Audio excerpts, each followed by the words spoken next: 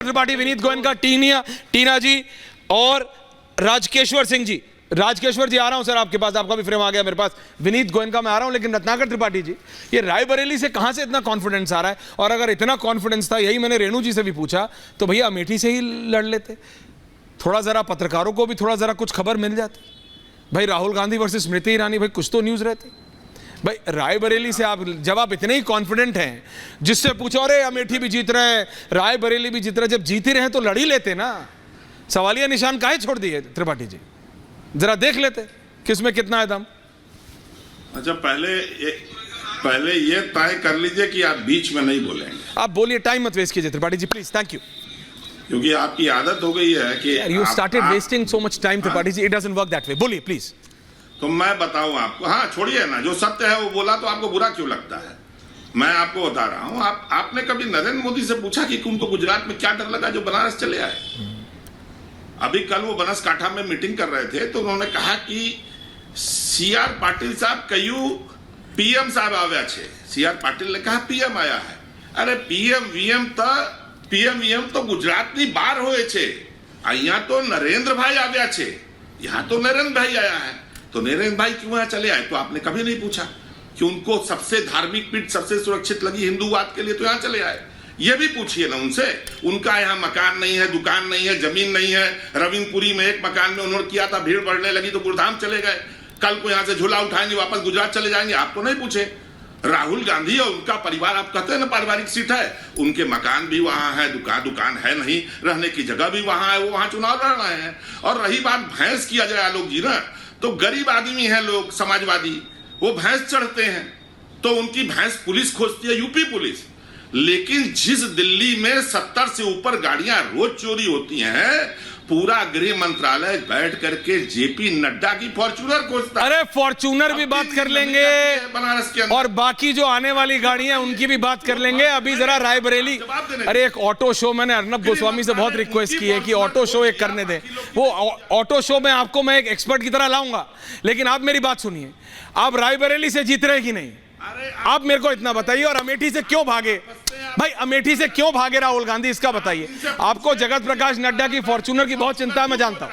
Point पे रहिए रत्नाकर जी please, thank you. बोलिए। नहीं, उनको आजम खां के भैंस की चिंता है। हाँ। जिस पे आजम का चढ़ते तो मैंने कहा तो होगा, या उनका हर कि मेरी टीम भैंसों का भी ग्राफिक्स बनाएगी। अब हाँ, जिस गाड़ी कहां कांग्रेस रख रही है 5 करोड़ भैंस, बच्चे आते हैं, वो गृह मंत्रालय खोज रहा है। ओके, गजब आप बात कर रहे हैं। आप जहां फंसते हैं बीच में टोकने लगते हैं। अरे मैं नहीं फंसता हूं गुरु, मेरे को क्या मतलब है? भाजपा बताएगी कि हम लोग अमेठी से लड़ेंगे कि वहां से लड़ेंगे रायबरेली से? जनता बताएगी। भाजपा को अगर लड़ता है, भाजपा कांग्रेस नहीं, जनता बताएगी गुरु। तो बनारसी आदमी हैं आप जानते हैं। बीजेपी के कहने से, कांग्रेस कहने से कुछ नहीं, जनता बताएगी। Vineet Goenka, okay Tripathi ji, I will come for second round. Okay Vineet चुनाव बाद अरे देख लेते हैं गुरु जी। टीना जी आ रहा हूं, हाँ thank you. Aishwarya ji, Rajkeshwar ji right after this. Definitely, thank you. Aishwarya ji Ram Ram आपको, सभी दर्शकों को और सभी को भी राम राम।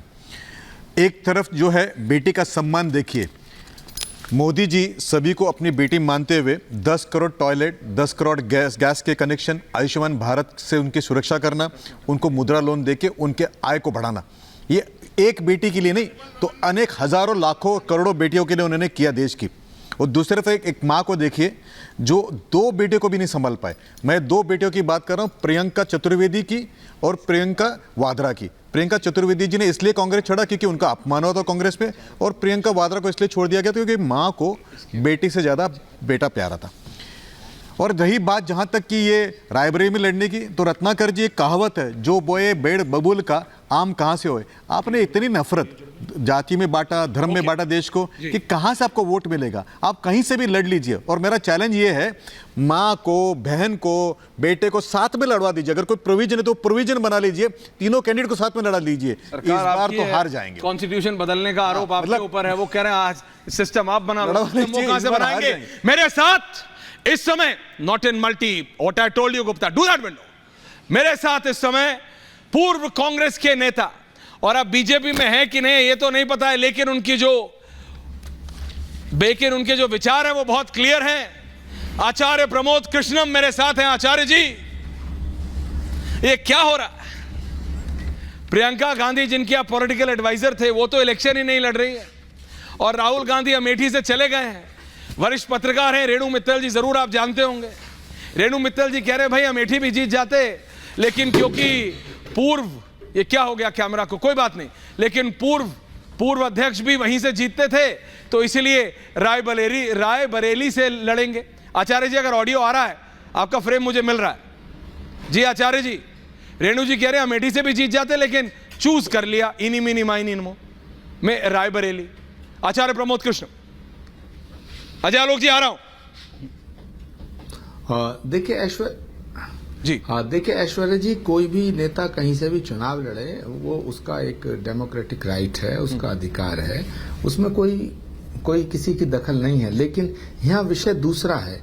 यहाँ विषय ये है कि जो नेता रोज कहीं ना कहीं जहां भी वो मीटिंग लेते थे, वो ये कहते थे, अगर वर्किंग कमेटी की बैठक होती थी तो कांग्रेस के नेताओं को जब भाषण देते थे तब भी कहते थे डरो मत, जब पब्लिक मीटिंग में होते थे तब भी वो कहते थे डरो मत, और जब आपको याद होगा कि पॉलिटिकली मीटिंग्स होती थी, पब्लिक मीटिंग होती थी, तो मीडिया को भी वो कहते थे कि डरो मत।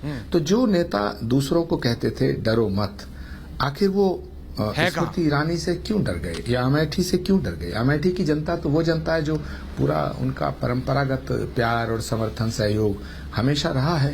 तो एक क्रेडिबिलिटी का सवाल है, सवाल जीत हार का नहीं है, एक सीट से कोई फर्क नहीं पड़ता। लेकिन आज कांग्रेस के जो कार्यकर्ता हैं वो मायूस हुए हैं इस फैसले से, और कांग्रेस के कार्यकर्ताओं को लगता था कि राहुल जी अमेठी से लड़ेंगे, और अमेठी से उन्हें लड़ना भी चाहिए था। हार जीत तो अलग बात है। अब जहां तक सवाल है कि साहब राहुल गांधी जी ने अमेठी का लड़ने का फैसला नहीं किया, तो ये फैसला तो 10 दिन पहले ही कर देते, 20 दिन पहले कर देते, 25 दिन पहले कर देते। हालांकि उनकी पार्टी का फैसला, उसमें किसी का कोई दखल नहीं होना चाहिए, लेकिन पॉलिटिक्स जो है परसेप्शन का खेल है। किसके बारे में क्या परसेप्शन देश की जनता में बना है। तो आज राहुल गांधी जी के बारे में जो परसेप्शन बना हुआ था कि राहुल गांधी जी डरते नहीं हैं, वो परसेप्शन खुद ही उन्होंने तोड़ दिया। इस फैसले ने वो परसेप्शन तोड़ दिया। आप कह रहे हैं कि राहुल गांधी डर गए? नहीं, आप कह रहे हैं कि राहुल गांधी डर गए, तो और आप प्रियंका गांधी के बारे में आप कुछ नहीं कह रहे हैं। आपका हमेशा सॉफ्ट कॉर्नर रहता है प्रियंका गांधी वाड्रा को लेकर। आचार्य जी, अरे मैंने ऐश्वर्या, मैं नहीं कह रहा, जो राहुल गांधी जी का फैसला है, ये फैसला बता रहा है आखिर अमेठी से क्यों वो डर गए, ये फैसला बता रहा है।